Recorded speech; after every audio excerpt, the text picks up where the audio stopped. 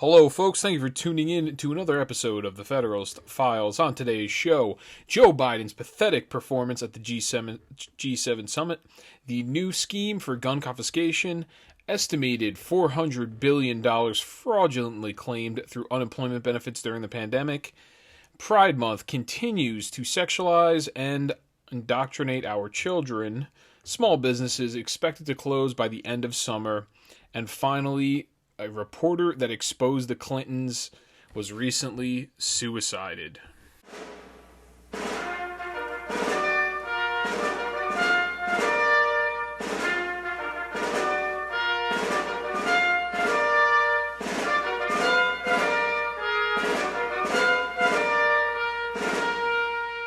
Those who have just joined us, some pretty spectacular weather with them, Prime Minister Modi, President Ramaphosa, President Moon, in just a minute. And the President of South Africa.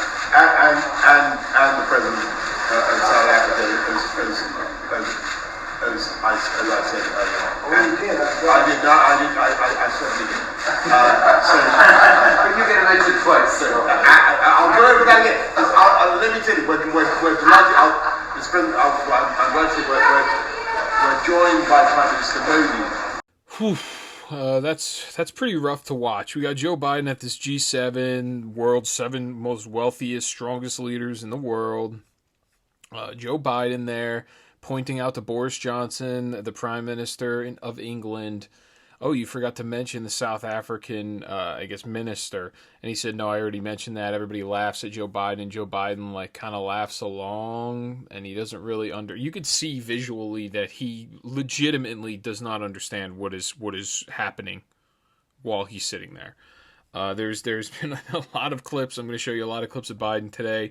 There's actually a clip. I was not able to find it, but I saw it on Fox News a couple minutes ago.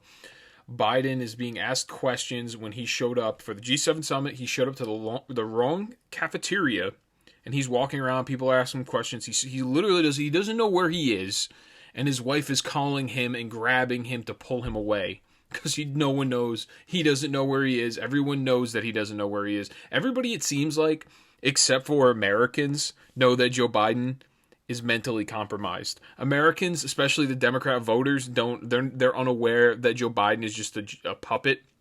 He's really just a lifeless body. He just walks around. He doesn't know what's going on. He's cognitively he's no longer there. Has probably maybe early onset dementia or he's maybe in the midterm dementia phases.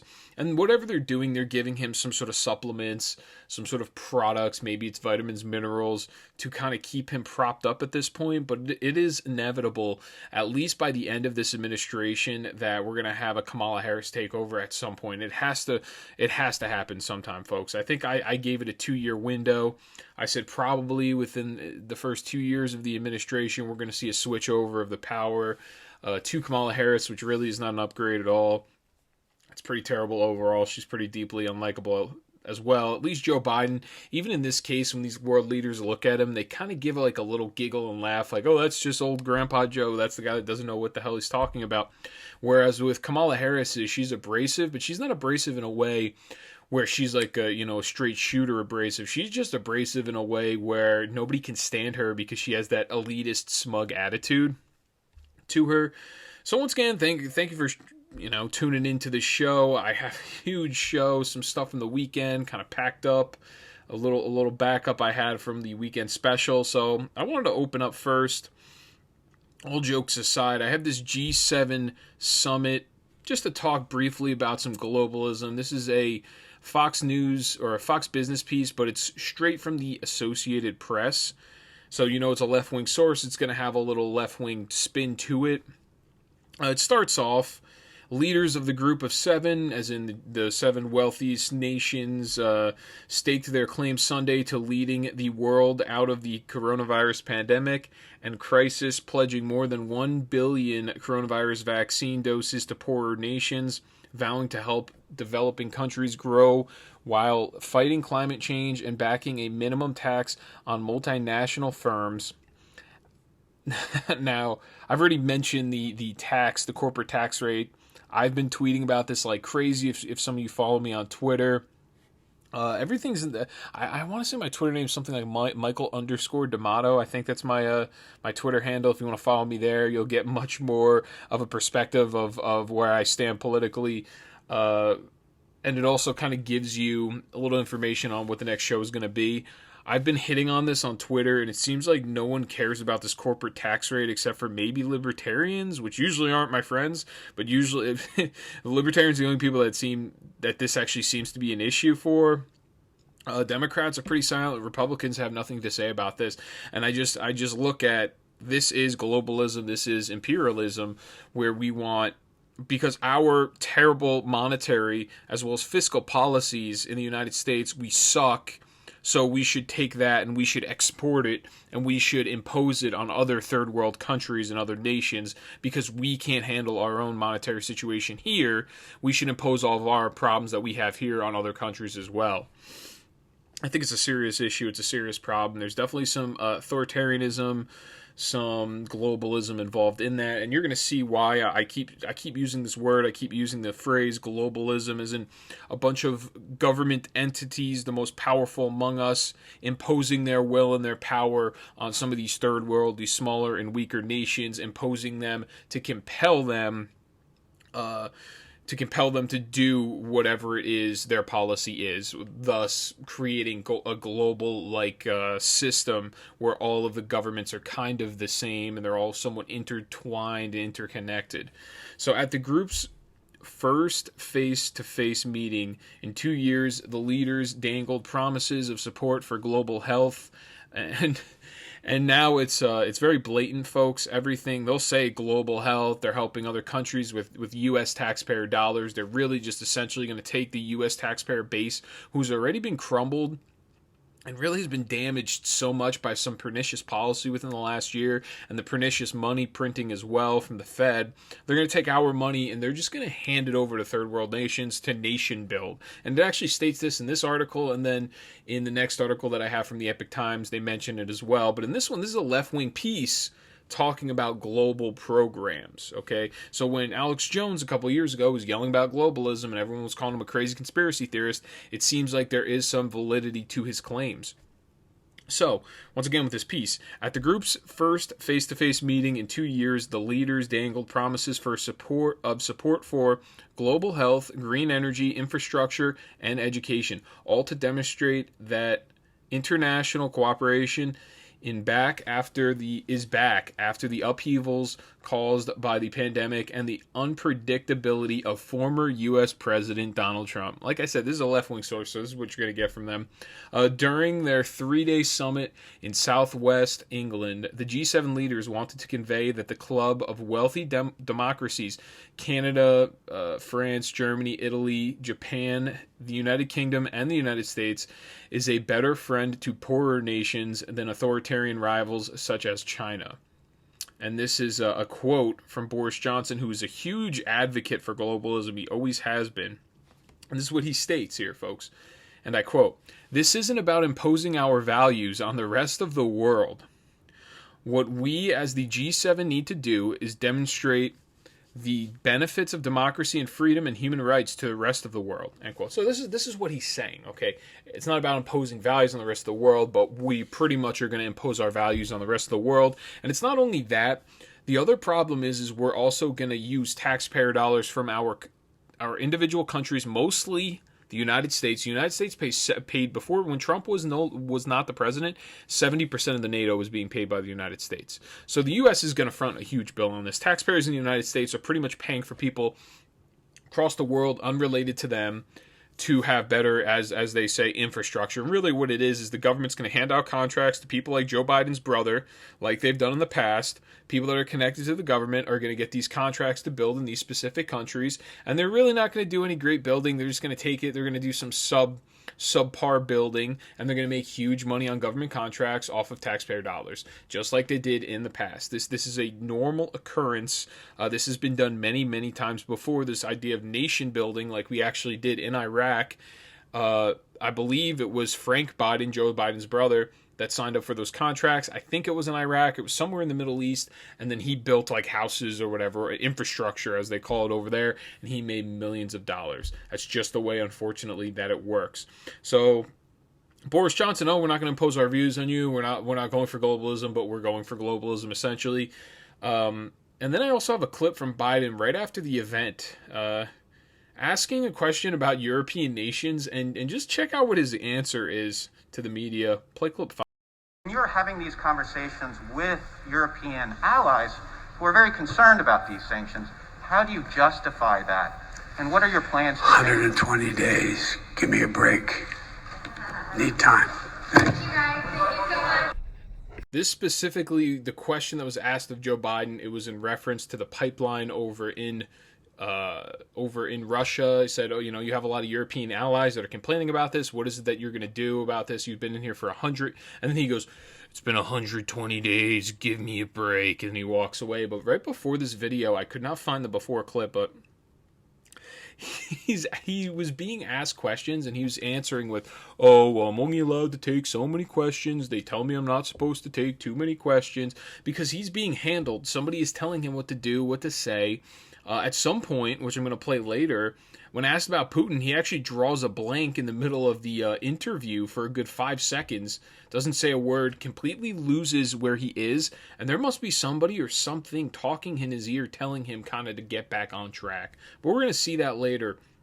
And this next article from the Epoch Times is written by Amel Akan.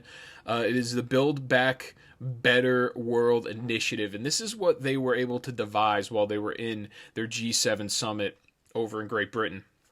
They devised this idea, and what the funny part is, Boris Johnson's angry because the whole Brexit movement, Britain moving out of the EU, is a problem, because he likes the idea of globalism. He likes having this idea of this one big European, the EU, whatever. And this movement was kind of pushed somewhat by Trump, Nigel Farage, some of the big political leaders over in Great Britain pushed Britain leaving the EU. So he's not too happy about that. So they have this idea, this G7 they got together, and they want to combat China's Belt and Road Initiative. That's what they're calling it, but what they're calling theirs is the Build Back Better World Initiative. And you even notice the amount of power that's being held in the president's seat right now. They don't look like the world leader. Even Boris Johnson's up there. He's talking back and forth with the other world leaders. I don't know what... as an Italian dude, I do not understand what Italy's doing there, because Italy does not make a lot of money. It's not considered like a big, powerful nation, really. But whatever, he's up there, he's speaking to this person from Italy, this person from, he's going around the room, he's really controlling everything, Boris Johnson, like he's the big dog in the room, and that was not the case in the last G7 when Donald Trump is in there. He is the big dog in the room, America is the superpower, whereas in this case you have Joe Biden looking weak and frail and pathetic, and he's nowhere to be found. They know he is compromised, he's not going to be running things, he's not going to be the big figurehead of this deal, but they did name it after what he called Build Back Better, what his slogan was during his campaign, which I think is very interesting. So they first kind of go over, they're going to go over with the G7 what they proposed. So following a 3-day summit in Cornwall, England, group of 7 leaders issued a communique that recognized, the communique is like just pretty much a communication, I don't know why it's written in that language, to the media, letting them know this is like a unified statement going out. So they recognized, and I quote, the significant infrastructure needs across low and middle income countries. Reflecting our shared values and shared vision, we will aim for a step change in our approach to infrastructure financing, notably on quality infrastructure and investment to strengthen partnerships with developing countries and help meet their infrastructure needs, the communique states. So you notice it's this idea that now infrastructure in other countries, investment in other countries, these strong partnerships and these bonds between these developing nations is now somehow the responsibility of the American taxpayer and the responsibility of all the taxpayers in these other nations. But I will guarantee you folks right now that the brunt of this money, the brunt of this spending in these third world nations is going to be coming from the United States of America. I can guarantee you that for sure, because we always front the bill. We front the defense bill for Canada. I mean, we front The NATO bill, 70% of it we were doing before Trump was in there. So the new initiative called Build Back Better World, or B3W, will help finance bridges, ports, roads, and other infrastructure projects in developing countries. It will apply transparent, open, economically efficient, fair, and competitive standards for lending and procurement. It also will mobilize private sector capital and expertise. The objective is to help meet the more than $40 trillion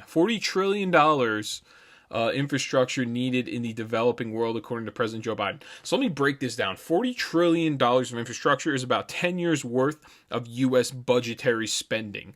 That's how much money it is. It's a huge lump of money, okay? That's the first thing. Now, the second thing is, where they mention the mobilizing of private sector capital and expertise to kind of help them out with some of this lending, right? This is what will happen, folks. I will tell you right now, if they go through with this, you will have the government imposing themselves on the private industry, on the banks, like they did during the housing crisis, making them give out loans to people that they knew were not going to be able to pay out the loans. They default on the loans, therefore the bank defaults on the loans, and now the bank is deep in debt. Government bails them out. Who does the government bail them out with? Whose money does the government bail out the big banks with? It is our money. So no matter what happens in this case, I'm telling you right now, we will be fronting the bill. We have 40% of small businesses shut down right now. Okay, I have an article at the very end of the show. I will show you. It's from Bongino.com. It has some information. I can't remember exactly the study, but I'll bring it up. We have 40% of small businesses shut down at this point, right? And we have a lot of them saying that by the end of summer, in August, they're going to have to shut down because of inflation. And then additionally, we have our government continuing to print money and looking for more spending bills to take our money and export it and send it to other countries, to send taxpayer dollars to other countries, and any investment that comes from the big banks will have to be defaulted on later. And then guess what? The government will turn around and they will bail out the banks just like they did in 2008. And that's all of the taxpayer dollars straight down the drain. We are going to get screwed on this deal. The United States, the middle class, is going to have to pay for this big time. We are getting screwed on this deal if this goes through. And I really wish that there was more coverage of this. The coverage is, we're going to show videos of Joe Biden looking pathetic, looking frail. I understand, yes, he looks pathetic, he looks frail, it's disappointing. But we're talking semantics. In that case, that's semantics. This is stuff that is factual. It's historical. We can look back and we can view it and say that is evidence of something that has happened before in our history. And it seems like we are on the brink of doing it once again and repeating our mistake from 2008. And it's not something that, 2008 is 13 years ago. Okay, it's not that long ago that we should be screwing that up again. So it goes on. The G7 leaders agreed to put together a committee that will work on the details of global infrastructure initiatives. So just notice that word global once again appearing. And that's what Biden said. The plan is to fund development projects in 4 key areas: climate, health, digital technology, and gender equity.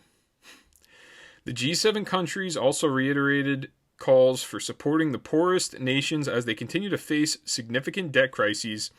These countries face inequality in terms of access to credit markets and have growing fiscal deficits. Since the start of the pandemic, both the World Bank and the International Monetary Fund, also known as the IMF, have been urging the world's 20 wealthiest economies, the G20 as they would refer to it, including China, to provide temporary suspension of debt service payments to the world's poorest countries to avert a debt crisis. So if you're asking, and other countries are not going to do this, America will be the only country, and maybe some of these idiots from G7 in Europe, just because they're such woke assholes, they're going to be the only ones to actually do this. They want all private business to just say, we're going to temporarily suspend the debt. You don't have to pay off any of your debt, and then we're going to default, and then our taxpayers in our country are going to end up paying the banks back. That's really, it's a transfer of wealth from the United States to other countries, to third world countries or what have you, rather. And I'm not a huge fan of exporting our jobs to other countries, but you can at least make the argument that if we export jobs to other countries, and I don't mean that the government exports, I just mean private business goes over to other countries, at least they create some sort of value there, and there's a product that's voluntary. This isn't an involuntary taking of money. In this case, this would be an involuntary taking of money. It would be a confiscation of money at the end of a government gun. In the case of exporting business to another country, at least they're making products, they're adding some sort of value to that economy there, they're building up the economy, and it's voluntary. Whether you want to buy the product or not, that's the way it works. It doesn't have to be something that's involuntary and confiscated from you. I think that would actually be the better alternative to do this, is you would have instead of saying we're going to implement a global taxation on corporations, just don't do that and let things flourish on their own in those individual countries.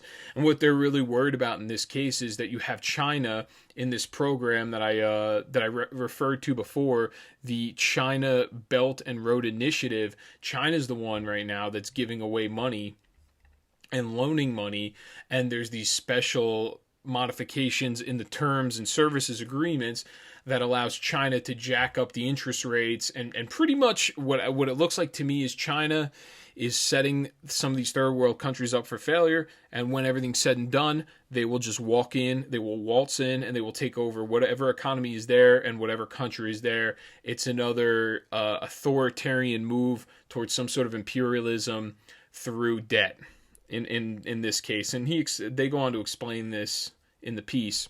So the researchers analyzed the legal terms of 100 Chinese loan contracts to 24 developing countries, many of which have participated in the BRI, which is that road agreement where they give the loans out.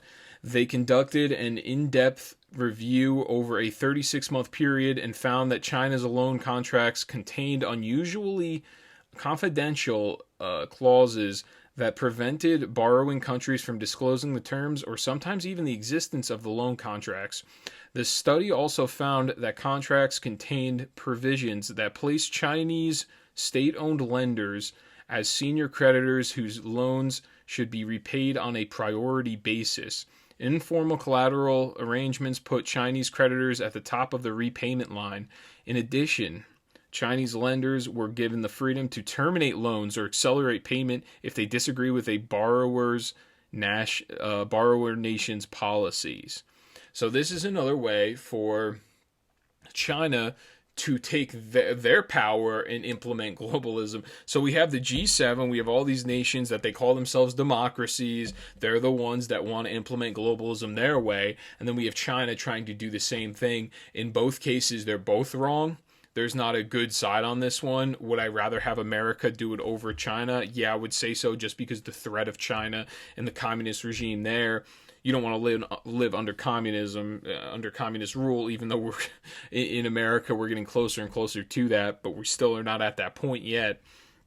So yeah, if I had to choose one, I guess I would choose the American side, but I think both sides are stupid. I think this is wrong in its entirety. What we should do is maybe do some sort of incentivized system to build up those areas, but it shouldn't be used through the usage of taxpayer dollars and the defaulting of loans in banks, so that taxpayer dollars have to be used to subsidize those loans and used to pay off those big banks like we did in 2008, like we've already done before. What China wants to do is they want to implement all these arbitrary loan policies, speed up the process, hit them with harder debt in some of these countries so they can pretty much walk right in and make it their own nation state. So Biden, when asked, and he referenced Putin a little bit before this, saying Putin's a murderer, all these things. Him and Putin have been going back and forth. Putin knows that Biden's a joke. Putin challenged him on the world stage to a debate. Obviously, he's not going to debate Putin because there's nothing there. There's nothing. His brain just is not functioning. So Biden, when asked about Putin, this is really when he draws a blank in the middle of the interview. Play clip 4. What do you say to Vladimir Putin? To answer the first question, I'm laughing too. Well, look, I mean, he has made clear that the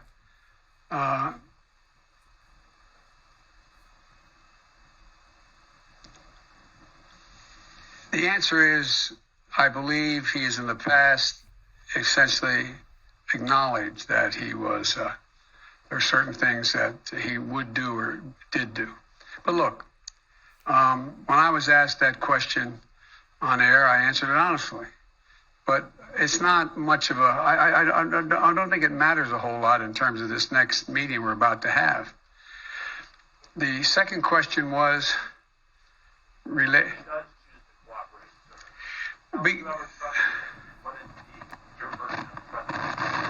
I'd verify first and then trust. You know, I know a lot of maybe conservatives will come out, they'll maybe laugh at this, they'll make a joke out of it.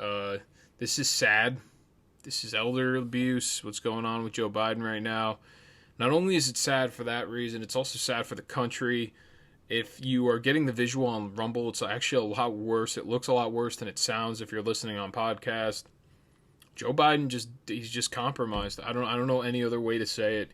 He is just his cognitive acuity is just non-existent. It's just not there anymore at the pace in which he used to be. Maybe just, in his last administration with Obama, he was still spry. He was still somewhat with it. And over these last couple of years, he's just deteriorated at a very rapid pace. And it's sad that this is the leader of the free world. And this is supposed to be that beacon. Everyone calls us the beacon of hope that we're supposed to have, that we're just not representing right now because we got this guy that doesn't know where the heck he is.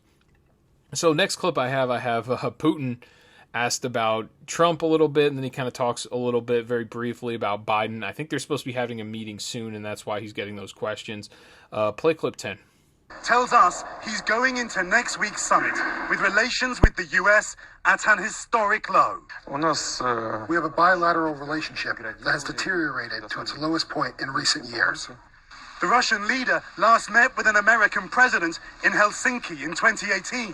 Great to be with you. So how does he compare former President Trump with the fifth American president he's now set to meet? He told us Biden is someone he can work with. You once described President Trump as a bright person, talented. How would you describe President Biden? Well, even now, I believe that former U.S. President, Mr. Trump, is an extraordinary individual, talented individual. Otherwise, he would not have become U.S. President. He's a colorful individual. You may like him or not. But he didn't come from the U.S. establishment. He had not been part of big-time politics before. And some like it, some don't like it. But that is a fact. President Biden, of course, is radically different from Trump because President Biden is a career man. He has spent virtually his entire adulthood in politics. Just think of the number of years he spent in the Senate. A different kind of person. And it is my great hope that, yes, there are some advantages, some disadvantages, but there will not be any impulse-based movements on behalf of the sitting U.S. president. There's a reason that, Vladimir Putin's been able to hold his power, and they said for 5 different presidents. So I don't know how long he's been in power, Vladimir Putin. It's been a very long time. It's been at least, 5 U.S. presidents had to be Clinton in the 90s. So he's been around for almost 30 years as the ruler over there in Russia.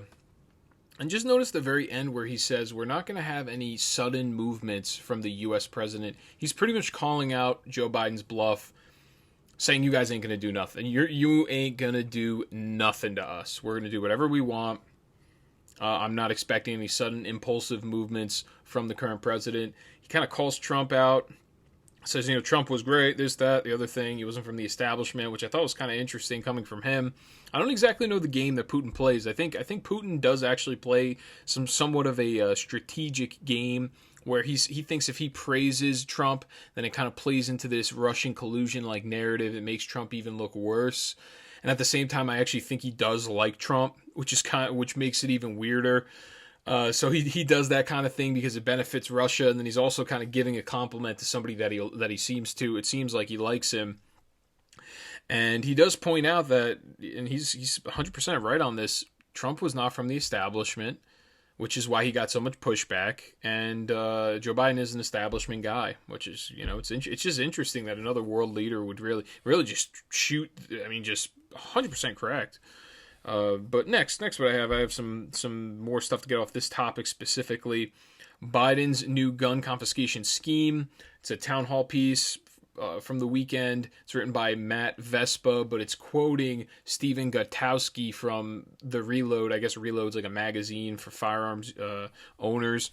So a new rule proposed by the ATF at the request of the President Joe Biden would make most firearms with stabilizing pistol braces illegal. Owners would have to register, turn in, or disassemble the guns to avoid federal felony charges. One government estimate found as many as 40 million guns could be affected, which is an insane amount of guns. Alex Bosco, who invented the stabilizing brace and founded the biggest manufacturer of them, told the Reload magazine, and I quote, "It will be the largest gun registration, destruction, and confiscation scheme in American history." And I think what he's hinting at is, it will be a scheme, because then this will write the playbook for when they want to further instill more and more abusive policies. So the rule, to kind of get with what the way in which the method of operation in which they're going to do this, the rule outlines a complex point system. The agency wants to judge when a gun with a stabilizing brace should be classified as a pistol and when it should be classified as a short barrel rifle, requiring registration under the National Firearms Act of 1934. The proposal aims to reconcile the ATF's decade-long track record of approving the braces on a case-by-case basis. That process was often criticized by members of the gun industry and gun rights movement as arbitrary and contradictory. But gun advocates said the new system is worse than the old. While the system gives objective measures for the weight or length of the guns affected, opponents pointed to the seemingly random criteria used to determine which braces are legal and which aren't. They said factors like whether the gun can be easily fired with one hand or whether an attached brace is adjustable in length have no basis in the statute, which sets the line between pistols and short-barreled rifles at whether the gun is designed and intended to be pressed against the shooter's shoulder. End quote. So what I think the most interesting part about this, just to begin with, whether a gun can be shot with one hand or not, that's not the problem. This is all about effectiveness of the firearm. If you're going to let somebody have a firearm, or not even let some, I mean, it's their God-given right to do so, right? But if you're a law-abiding citizen, you have a firearm, you want to be as effective and as accurate with that firearm as humanly possible. So if it requires you to have some sort of stabilizing brace to do so, that is your right. You already have that right to own that firearm. Everything else that's kind of involved with that firearm should be included in your rights. What they're doing with this policy is they want to make people less accurate, less effective with firearms. People that are law-abiding citizens use their firearms to defend themselves. Most of the time in these criminal cases, these are illegal guns that are being used in these crimes. So what you're doing is you're just disarming people that want to defend themselves lawfully because you don't want them to be effective at doing so. It doesn't really make it this whole, and this is just obviously to push the needle further and further so they can go for further implementation of more authoritarian measures. And this is, once again, like a playbook. See how people react to this. And then we go a little further. Next it's you have to register every single magazine that's above 10 rounds. Then next after that, it's going to be every single firearm that has a pistol grip has to be registered under the NFA as well. So then you create this big gun registry as well. So we're looking at, to begin with, once again, to shoot a pistol with one hand, yeah, there's men can probably do it with most calibers. Up until probably maybe 40, 45 you're gonna get a little dicier depending on how strong the guy is. Women, in a general sense, you should want them to have as much security, as much effectiveness, as much stabilizing as they can have with a firearm because they're not as strong as men. This just does not make sense taking something as small as this and making it this big issue. It's really part of the bigger theme and the broader theme of more confiscation of firearms, and they're just trying to find a way to continue to push the needle and push it further to the goalpost, and getting what they really want is a mass confiscation or a mass adoption of a registry, and then through that registry comes the confiscation, instead of just worrying about what these small little cosmetic things are, like this brace. So I have this next article. A $400 billion unemployment benefits were fraudulently claimed during the pandemic. This is a huge story. No one has really reported this. We're looking at, if we want to talk about in terms of $400 billion, okay, that is 4/10, that is 40% of $1 trillion. You want to cost our budget every single year runs around $4 trillion itself. So this is 1/10 of what our budget is every single year. This is about 10% of our budget in money every single year was fraudulently claimed, pretty much stolen. Our government handed over $400 billion of taxpayer money to people that weren't even living in the country. Okay? So this one's written by Mate Noor Evans, this piece here. And it comes from, I don't exactly know the news site, but I know they directly quote from Axios. So that's, I guess, kind of the source. But I'll leave, once again, everything will be in the description below under the tab show notes. Everything that I refer to throughout this podcast will be there. It will be resourced if you want to show your liberal friends, anyone that you're debating. That's the reason why I leave everything in the show notes. I do the vetting, I do the processing for you, and then all you got to really do is read through whatever article it is that I post, or you can really just send it to your friend. It's already been vetted at that point.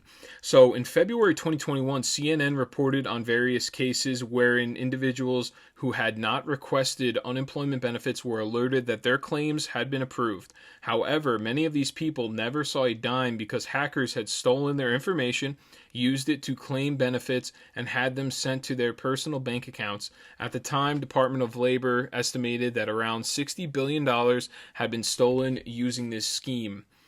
Today, some experts believe that number could be 4 times as high.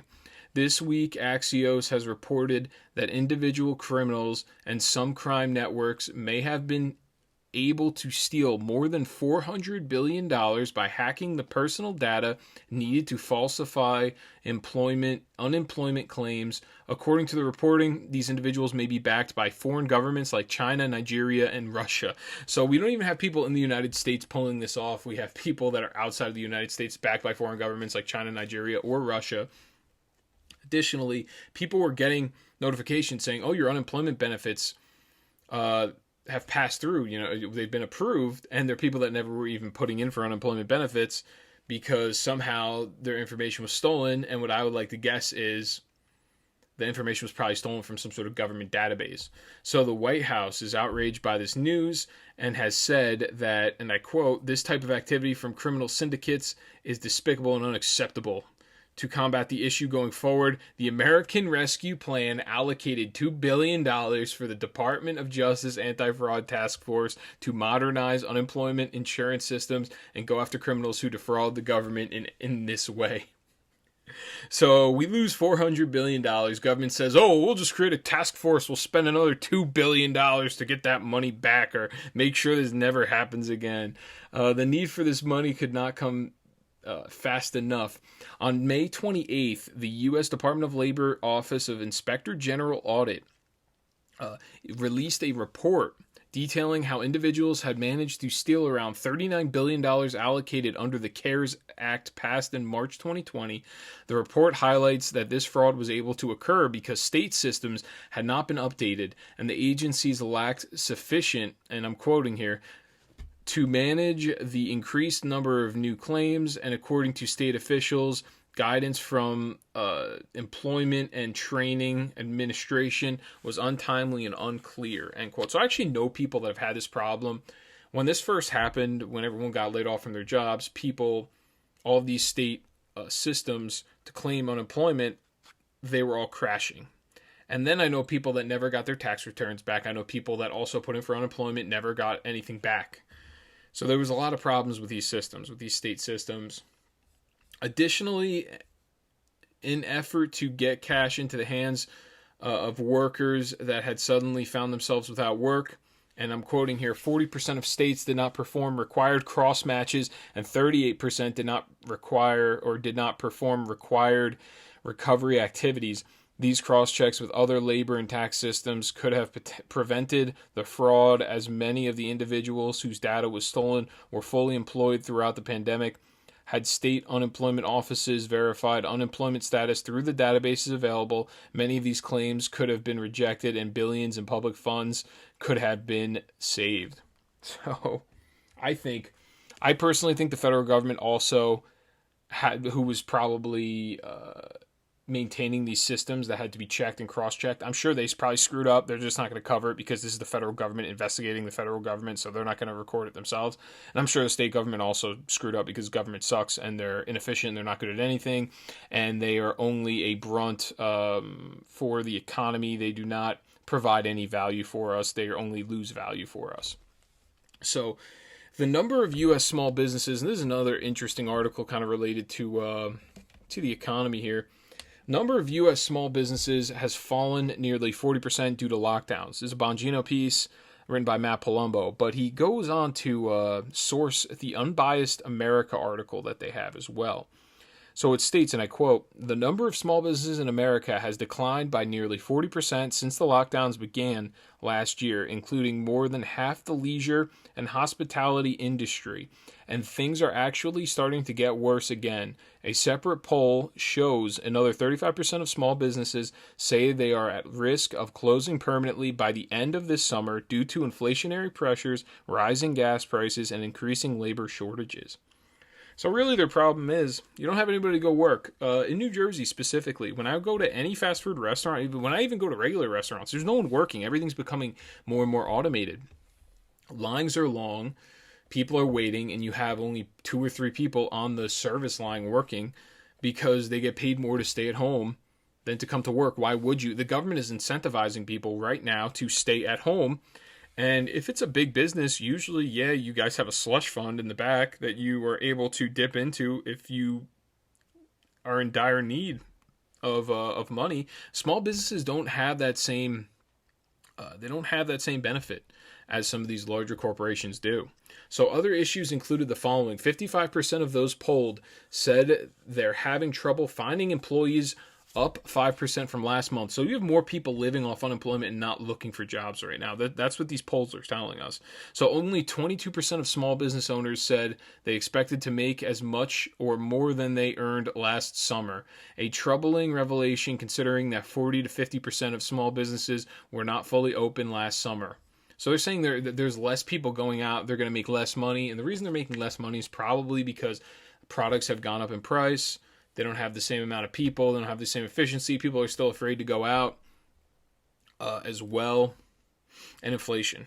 Restaurant owners and retailers who were polling better a few weeks ago are now back among the industries that are very concerned about their prospects this summer, saying they're struggling with inflation and massive labor shortages. 39% of restaurant owners and 40% of small retailers say they worry about making it to the end of the summer. So we're being told right now, and here is this chart that I have from Unbiased America. We're at 38.9% of small businesses. We've seen a decrease of small businesses since the very beginning of the shutdowns about a year ago in February/March. We're down. Small businesses are down 38.9%. So it's around 40% of small businesses. We almost have half of our small businesses in this country have shut down. It is unbelievable what the disaster that this thing has been, the disaster that authoritarian rule has. In New Jersey, every restaurant I go to, individually owned, not franchised, these restaurant owners, they hate Governor Murphy. They hate him. They were never political. I would go in there. No one's wearing anything political ever. No one's ever talking about politics. They all hate Governor Murphy. They wear masks that say our mask is as useless as our governor is. They can't stand him because he shut down their business, he defunded their bank account, and then in turn he provided them no aid, nothing to help them. We had a government that worked against the American people for the last year and a half in the state of New Jersey. We have New Jerseyans that the government worked to them and worked against them. And if you try to keep your business open, like that guy Ian Smith, the gym owner, I think the name is Acellus Gym. He was shut down. They arrested him, I think, a couple of times. They hit him with crazy fines, like up to almost $1 million worth of fines. They did everything they can to shut this guy down. For what reason? There was not one case of COVID contracted at his gym during this entire time. There's not one. So what is the reason? What gives the governor the arbitrary power to shut down his gym if there's not been one transmissible case of COVID-19 in his gym?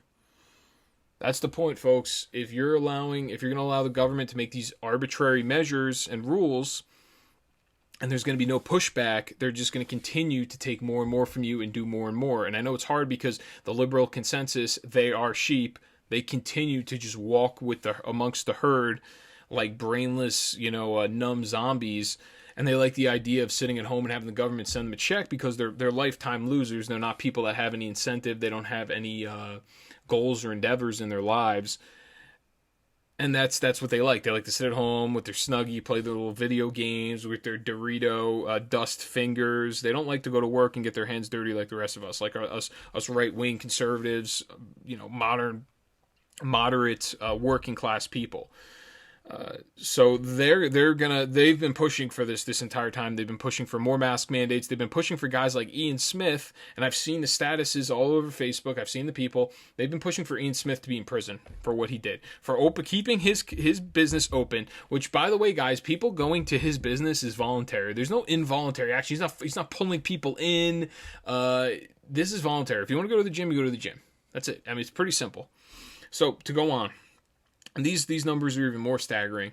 The greatest challenge to the economic recovery right now is the national labor shortage. While there are now 2 million more job openings than there were before the pandemic, there are 3.5 million fewer people willing to work. So we have 2 million more job openings than even before the pandemic. So we actually have more jobs open, right, to be taken. There are 3.5 million fewer people that are willing to actually go back to work. So they're just sitting there living off the government welfare state system.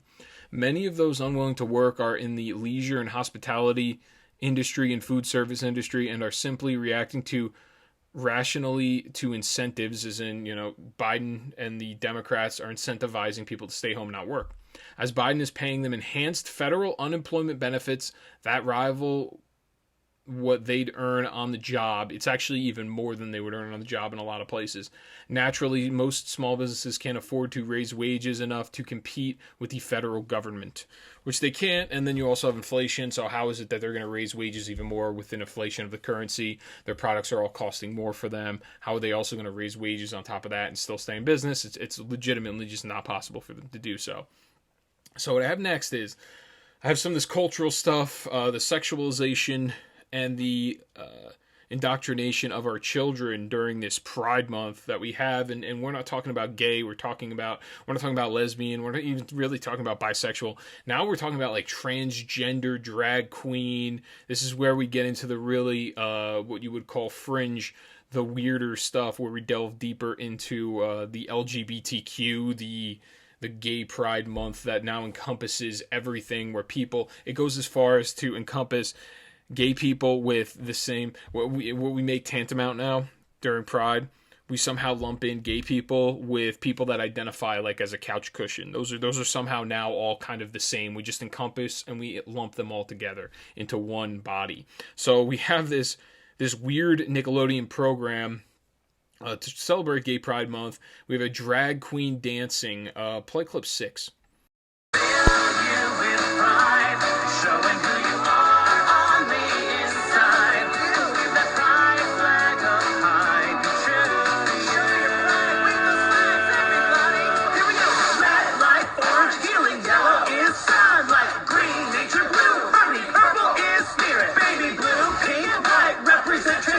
At the very end they said something like pink, blue, white represent transgender rights or something. I don't even know, but just to be clear, I mean, if I ever have kids, I will never show them this. I mean, this is not, they're not going to watch Nickelodeon. They won't watch any of these. If this is what the indoctrination that's going on, they will watch National Geographic, or they'll watch the History Channel, or they'll just watch something. They just won't watch television. I'll just have them read books, because this isn't happening. When I was a kid, they had Blue's Clues, they had all this stuff. There was none of this going on.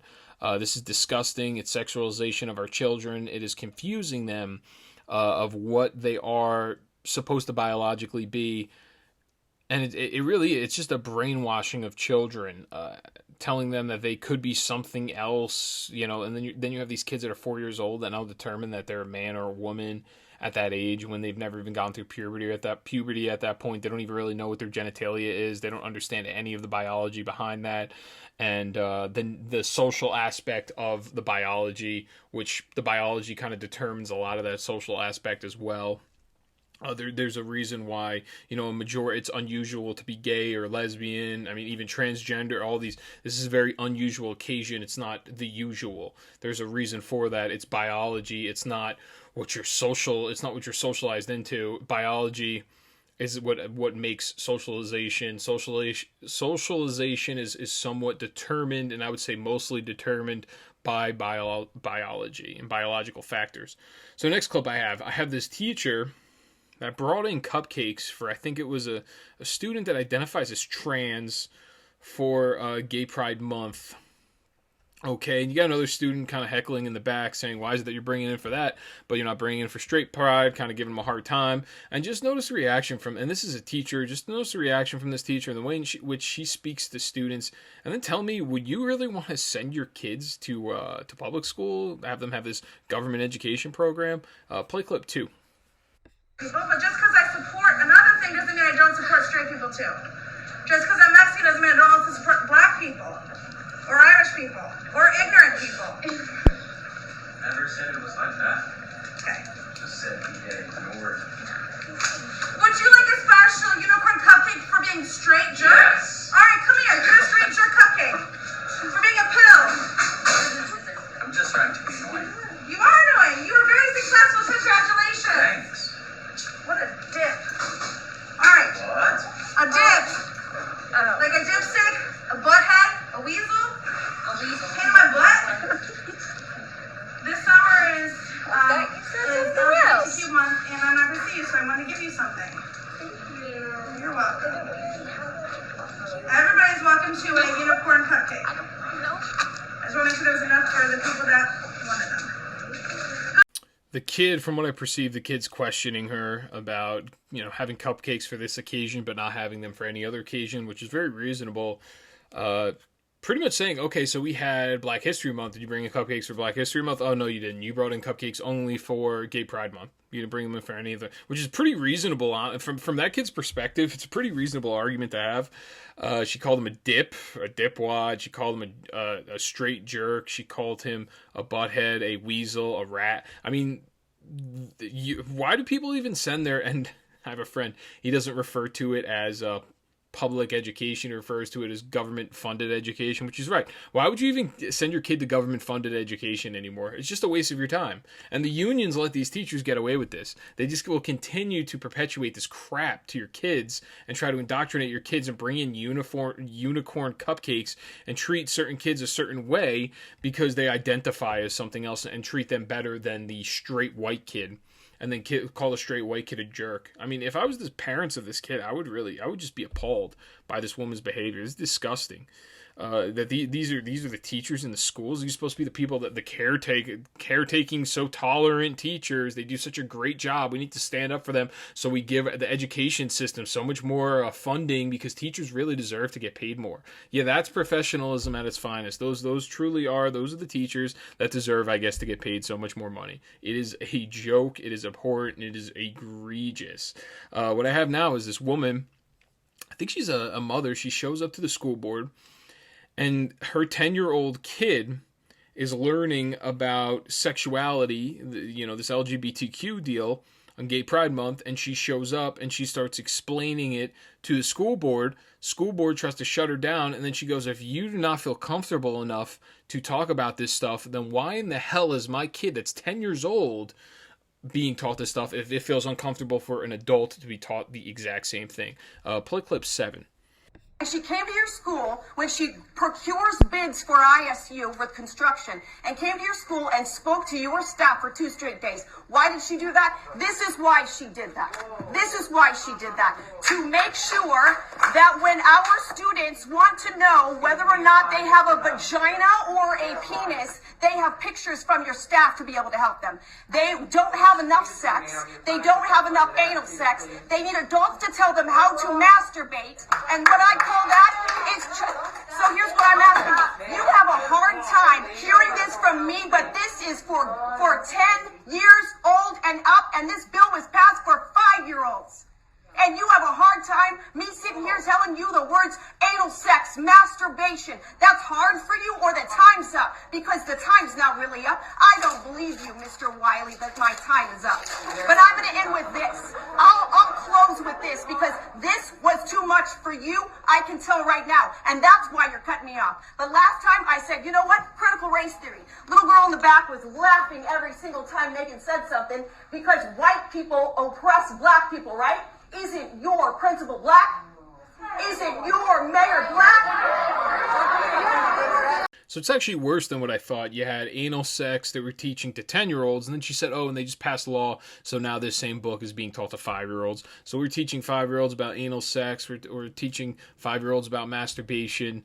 They're obviously not at that point in their lives. First thing. Second thing is government-funded sexual education is a horrible idea. That should be something that's handled in the family unit themselves. If that to you seems like a difficult conversation as a parent, then guess what? You probably should not have kids then. You shouldn't be a parent. If you can't have that normal conversation with your kid, yeah, maybe it's uncomfortable, but it's much better coming from you, a point of authority, than coming from some nurse or some teacher, some phys ed teacher, because that's who usually teaches it. It's like the gym teacher that teaches the sexual education. And now it was, when I was younger, it was you were in 5th grade, so you were around maybe 11 or 12. You didn't learn about anal sex. You didn't learn about masturbation. You learned straight up about biology. It was hard to actually grasp even at that age. And then you learn it further as you go into middle school and even into high school as well. You continue to learn about the same thing over and over again from the public school system.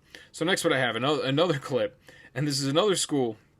We have an actual teacher from the school that goes up to the school board, and she talks about how, I think she talks about critical race theory a little bit, and then she also additionally talks about Marxist culture and how it's being taught to your kids. Play clip 4. And I'm going to give a message of encouragement to parents and teachers and students who are too afraid to come and speak forward. Parents, the longer that you wait and you don't hold your child's schools accountable, gives these guys more time to dictate what's best for your child's physical, mental, and emotional health. Don't be afraid to speak out for your kids because they are voiceless and they rely on you. You should be afraid of them rooting for socialism by the time they get to middle school. Teachers, it may seem that our careers have come to a dead end, but I'm here to remind you, we don't work for the school board. We work to mold the next generation of well-rounded American patriots. So don't give up, because it is up to us. Students, you are on the front lines of these indoctrination camps. Challenge the staff when you're presented with a ludicrous statement, and do not allow anybody to tell you that you cannot accomplish anything because of your skin color, or to hate yourself because of your skin color. Students, it is up to you to be the next generation of victims or victors. And finally, to the board, this isn't over, and your policies are just as... Nick Gofford, followed by Ryan. That's my hero of the day clip. So it's amazing. This is what the government does. Those that are watching on Rumble, you understand. They cut her off at the very end, say, oh, your time's up. They shut her mic down and tell her to leave, and then she walks out. People clap for her. They cheer for her. The government doesn't want to hear dissent. This is the objecting opinion. They don't want to hear it. They want to shut it down. They want to stifle it as much as they can and pretty much flip you the bird and just continue on with their day, continue on with what the school board is doing, teaching kids this critical race theory crap, this garbage, this Marxist indoctrination in our school programs that are being, government funded, publicly funded by you, the taxpayer. We are openly funding for the schools to teach our kids to be little a-holes and come home and not be grateful for anything that they have and not be grateful for even their country or America itself. You're going to have little Marxist kids getting into the middle schools and then they're going to be in high school, and then it's going to be full-blown Marxism once they get to college, once they step into their job. And just remember, this woman here, she's standing up to the court. She's standing up to the union as well. When she does this, these school board members are also accountable for whether or not she holds her job next year. They can make up any false, phony claim that they want, and they can use it to attempt to get rid of her. So this is actually a truly heroic moment from this woman, because she could be fired next year for just this act alone, for what she just did. They hold the power in getting rid of her, and the union is in lockstep because the union loves critical race theory, because the union is Democrats. Unions fund Democrat policies. They are communists by nature in the union because they want everyone to get paid the exact same. They don't want a merit-based system. It is communism in the union. They love the idea of this, that these public funded unions. So they are in lockstep with the school board. This woman is risking her job. That minute and a half statement that she just made, she can lose her job now next year when if she does not, especially if she doesn't have tenure, she's screwed. She's already fired. If she does not have tenure, she is already fired. She's risking her job, risking everything, which is actually going out there and saying what is considered the unpopular opinion, but realistically, in reality, it's the popular opinion. It's the silent majority opinion, and this is considered something that I would call heroic. Now, the left, what they do, these people, they're really truly some spineless, like pathetic people. They go out there and they say things that are the politically acceptable phrases. I've seen people put up Facebook statuses. I've seen people put up tweets before, and it'll be from a left-wing person. It will be critical of somebody else on the left wing, and I will be surprised to see it, and I'll go to hit it with a like, and then they tell me the post was deleted or the tweet was deleted, because these people are so spineless that they don't even have the wherewithal, they don't have the huevos to go up there and just speak their mind on one issue and go against the party line once. They can't even do it one time because they're that pathetic. They have no spine, they have no human dignity, and they have no self-esteem for themselves. They hope that the opinion of the Democrat Party, the opinion of the liberals, the opinion of the leftist groupthink ideology accepts them because they want acceptance from them. It doesn't matter what they have to do to sacrifice themselves and sacrifice their own reality. All they want to achieve is leftist acceptance. Okay, it is pathetic, and this is permeating throughout our society. I see people that I see from high school, people that I met in college, whatever. I will be friends with them, and I will see them post, and then I'll see them delete it very quickly because they're afraid of any dissenting, objecting opinion, because they, on this one issue, they don't agree with what is considered the consensus, and really what it is what is considered the leftist ideologues, because they're the loudest voices, because they're Marxists. And they want authoritarianism. They're not okay with you having your feelings, you having your views on subjects. They're not okay with that because they're authoritarians. You need to agree with them, and you need to have the same view on every single subject that they do. Okay? So to end, I have a couple quick headlines. So I have reporter that exposed the Clintons committed suicide or was suicided. Daily Mail piece. I didn't really get much into the reading of this one just because I don't have the time. Just to give some brief notes, Christopher Sign was his name. He was 45. Apparently he was found dead in his home in the suburb of Birmingham, Alabama. Police say that they received a 911 phone call just before 8:15 a.m. on Saturday. Investigators found Sign's body when they arrived at his home in Hoover. I don't think they're saying that it's being investigated as a suicide. They're not saying the cause of death, if it was like drugs or what have you. In 2016, he broke the story of the tarmac meeting between Bill Clinton and Loretta Lynch. Really, it was a pay-for-play scheme. Loretta Lynch was meeting with Bill Clinton to pay him off money so then she could hook him up when Hillary was president to some sort of privy deal with the government. So ex-President Clinton met with the then Attorney General on tarmac of Phoenix Airport. Lynch's Justice Department was investigating Clinton's wife, Hillary Clinton. Oh, so that was the deal. So Loretta Lynch was running the Justice Department, and they were investigating Hillary Clinton, and this was the whole email scandal. I forgot about this, and meanwhile, she's turned around, she's meeting with Bill Clinton while she's investigating Hillary. So this meeting forced Lynch to recuse herself from overseeing the investigation, and in all honesty, she should have really stepped down. But Hillary Clinton was being investigated for use of private email server for official communication during her tenure as Secretary of State. So it's just interesting, everybody that's always connected to exposing the Clintons or threatened by the Clintons, somehow they get suicided like Jeffrey Epstein. But, Netanyahu, the former prime minister now of Israel, he was ousted as the Israeli prime minister. This Fox News piece, if you want to watch it, there's a video of him ripping into Joe Biden, pretty much saying, we need America to defend us, and we need this new administration. I think it was something Bennett, the guy's name, the new prime minister, to come in and work in lockstep with the U.S. government to protect our country. I think what will happen here is I think Israel, the way in which this government goes is you can just reestablish it randomly through the parliament, I'm pretty sure. So I wouldn't be surprised if I saw Netanyahu up there in a year or two again, if people disagree with this new Bennett guy that's just taken his place as the prime minister. But he seems pretty pissed off about it. He gave a pretty fiery speech. So Kamala got border job because Joe Biden didn't want to do it. This is a Daily Caller piece. Apparently there's some employees, some people from the staff, Kamala Harris's staff, anonymous, they're pissed off. They're talking about how Kamala only got it because Joe Biden's lazy and he passed on this job that really shouldn't be her responsibility, and they're pretty much just complaining about it. Who knows how true it is? I just thought that was interesting to mention. And the very last one I have, Department of Defense sub-agency funded the Wuhan lab with $37.5 million. I thought that was another very interesting thing. I think more news will come out about that specifically, but we're just going to have to wait it out on that one. Same thing with the Clinton suicide deal. I think there's going to be more to that story, but it's just going to be another one just to keep an eye out on. So I greatly appreciate everyone tuning in. As always, please like, share, subscribe, let people know about the podcast, drop the mic, all the usual. And I will see you all next time on Friday, and then I'll see you on the weekend special. Please make sure to tune into that. I think that these current event episodes, I give you a little something special, a little something different from what you see on the corporate media side and Fox News, what you see from some of the other conservative talking heads. I give you a mix of culture. I give you some economics, which you don't hear very often. And then I'll give you some foreign affairs, some of that stuff. I mean, I do a little bit of everything on this show. I do break some newses before Fox News does. I've had people reach out to me saying, you are right on the ball, you're hitting stuff before Fox News does.